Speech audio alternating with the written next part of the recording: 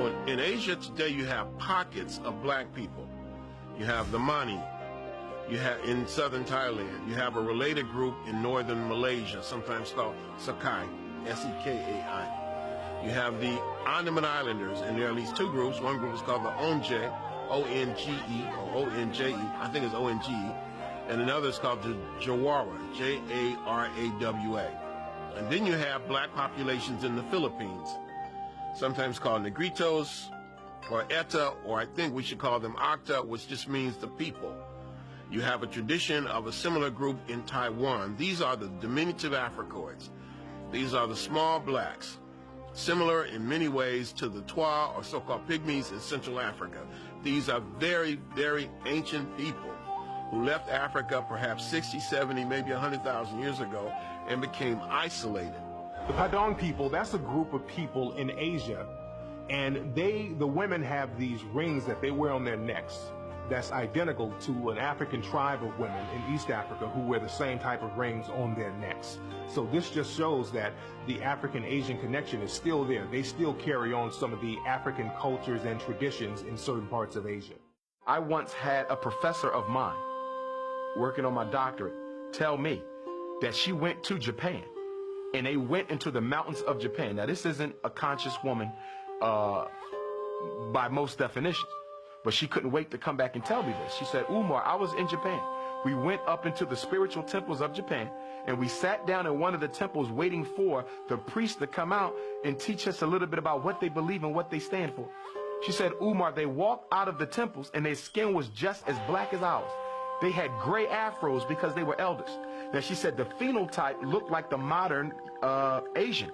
But she said the skin was black and they had gray afros, hair standing up on top like Don King. And she said it totally overcame me. They sat down and they began to talk. And she said, I couldn't believe these were black men. They were Japanese, but they were black men. When I went over to Indonesia, I went there at night and I would see billboards of very light-skinned Asian Indonesian people. And then when I went to my hotel, I would go and watch these movies, and I would see these very, again, light-skinned, pale-skinned Indonesian Asian people. But the next day when I went out into the streets of Indonesia, everybody was either my color or darker. I didn't see one person who looked like these people that were on the billboards and on television. So they would pick and choose and get the whitest-looking Asian people to promote in the media over there. And when I walked around Indonesia, I saw people like jet black, dark.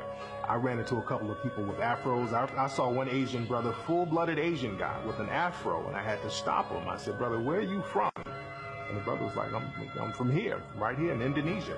So that African presence, that African phenotype is still throughout Asia to this day. Look at the Buddha's hair. No Chinese person's hair looked like that. The Buddha has knotty hair. Every time you see the Buddha, his hair is knotted. Just a thought.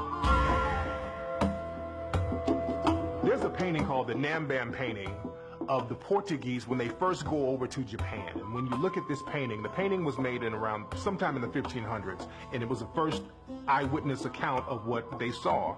Many of the Asian people there were dark-skinned, and half the people who were supposed to be Portuguese were dark-skinned. There's a tradition begun by a man named Alexander Francis Chamberlain, at least in April 1914, in a publication called the Journal of Race Development. And I can quote him almost exactly. And he says, and even in far-off Japan, we can find traces of the ancient Negro.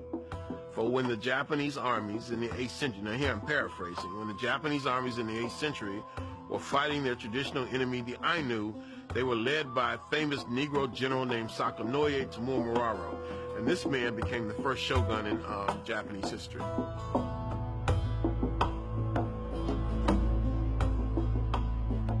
Also in Malaysia, when I went down to Malaysia, I went into the rainforest over there.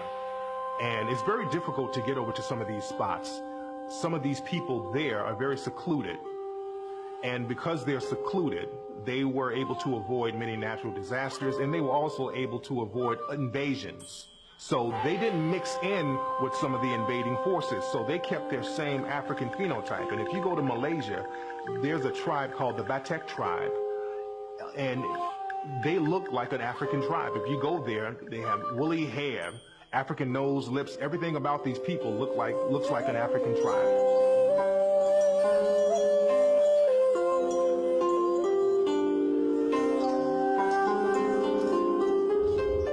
One of the things we know about white supremacy and light-skin supremacy, because even when you look at Asia, even when you go to East India, they practice racism. Why? Because all of these places were colonized by the European and their culture infected the people. So one of the things that they do is they also have a tendency to do what? Hide the darker brother.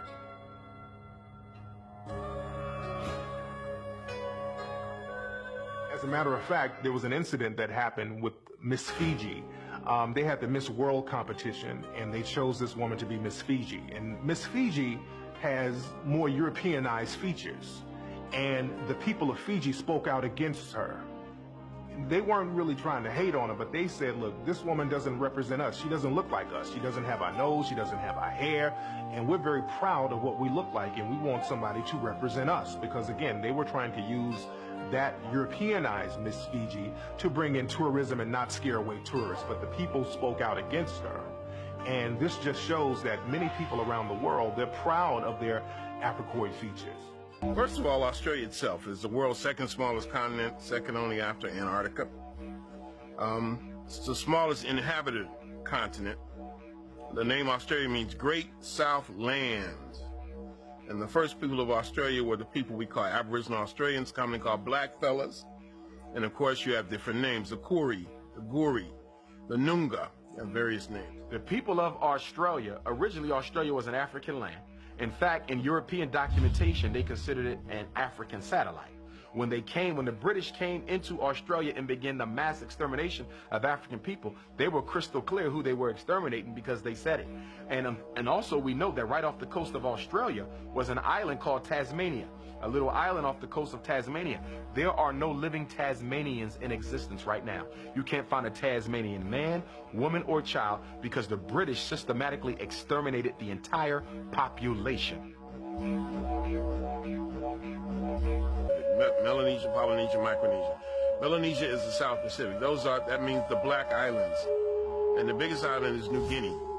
Others include New Caledonia, New Ireland, New Britain, Fiji, the Solomon Islands, Vanuatu, which used to be known as New Hebrides. These are the Black Islands. And the people that I've encountered in this part of the world tend to say they come from Africa.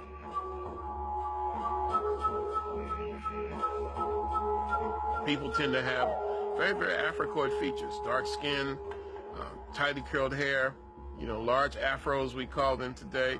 Many of them say they come from Africa, especially in Fiji, and also in Buka Island. And I ask people, where do you come from? We come from Africa. And they're very matter-of-fact about it. Buka, B-U-K, means black skin, and they have the reputation of being the blackest human beings on earth. So quite naturally, that was where I wanted to lay my head.